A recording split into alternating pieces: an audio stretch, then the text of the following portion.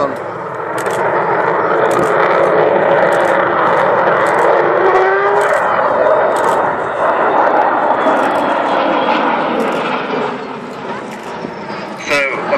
Vulcan howl, that unique sound that the four Olympus engines make.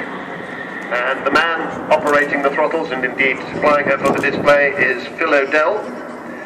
And sitting alongside him is Martin Withers, the chief pilot of the Vulcan to the Sky Trust, the man who flew the Vulcan down to the Falkland Islands in 1982 and was awarded the Distinguished Flying Cross for that.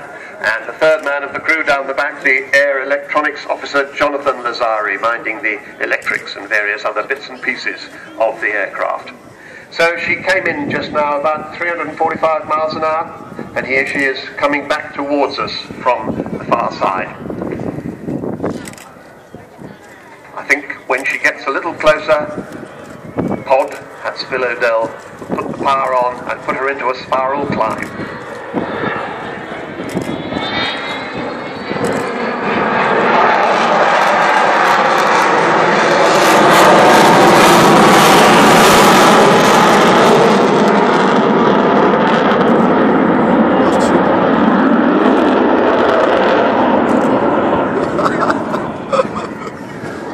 This aeroplane was designed to be part of Britain's nuclear deterrent. She was one of the aircraft that kept us safe during the Cold War. Frederick Forsyth, the author, said, "It's a fool of a nation that doesn't honour its veterans and revere its saviours." Through its long career, the Avro Vulcan was both of those things. At the height of the Cold War, the most dangerous years, 1956 to 1969, silent and invisible. Not sure about silent, but anyway. Vulcan patrolled the perimeters of hostile airspace, and when tensions were at their highest, Vulcan held the line, saying by its presence to any aggressor, "Don't even try it." And they didn't. So I see that Pod has got the wheels down now. All 22 wheels, 18.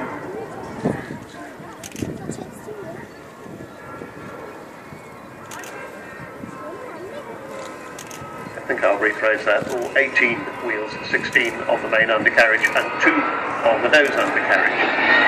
She's not going to land, but we get to see what she looks like with the air brake.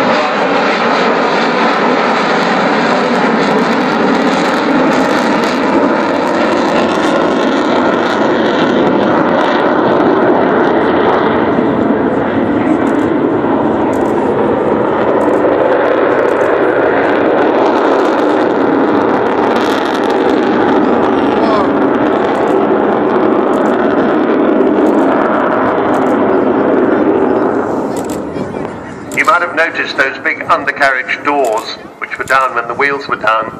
After we'd had some underwing tours at one of the air shows this year, I think it was Waddington, we discovered on one of the undercarriage doors a full lipstick kiss, which went viral when the pictures of it went online. But we do try to discourage that because we don't want to be always cleaning them off.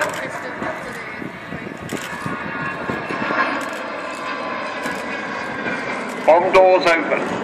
See the huge bomb bay doors. You will get a chance when she comes back to see them again. And that is the size of the bomb bay that carried, well, first of all, the hydrogen bomb, the megaton weapons.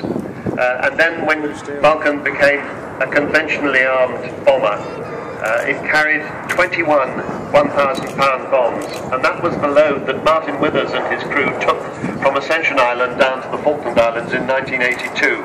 It was the longest bombing raid in history at the time, 7,731 miles. That's about as far as from here to Bali. But to get the Vulcan 607, there and back took 18 refuelings from Victor tankers. 18 refuelings to get them to the bombing target and back again. Here we'll see the bomb bay still open and closing as she comes past. Lots of names inside the bomb bay of people who've contributed. Bomb bay closing.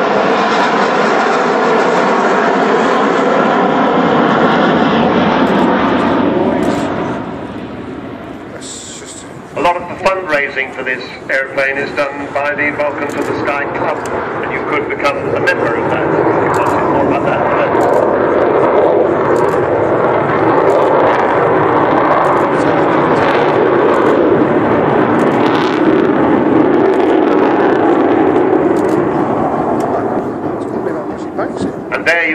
idea of how manoeuvrable that aeroplane is. She has fighter-type control columns rather than the kind of bomber-style yoke. And at the Canberra Air Show, I remember seeing this, not very long after she first flew in 1952, she was actually rolled by the test pilot. She could still do it today, but she's not allowed to.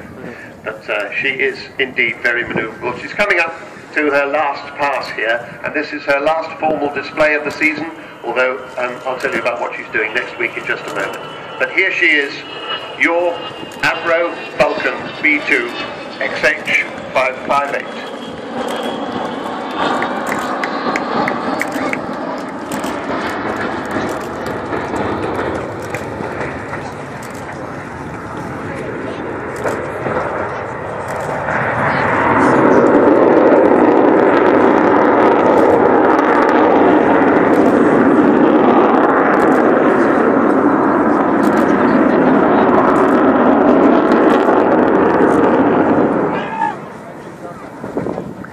Well, next week, actually, it looks as if she might be coming by again. Next week, as it's the quarter century since the Berlin Wall started coming down, we've been celebrating the end of the Cold War that signalled all this season, and she's going to be doing a big tour. But how nice of Pod and Martin and Jonathan to come back one more time. Here's a howl.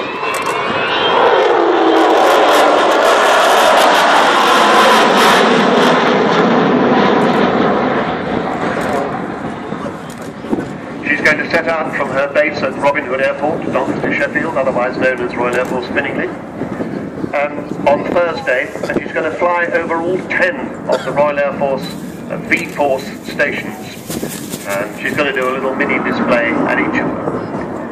And you can find out more about that if you go to the website, vulcantothesky.org, or catch her on Twitter at XH558, or search for her on Facebook. Now, I've been yammering on about how much it costs. Well, you could actually contribute right here and now to the £38,500 we have to raise just this week to keep her going.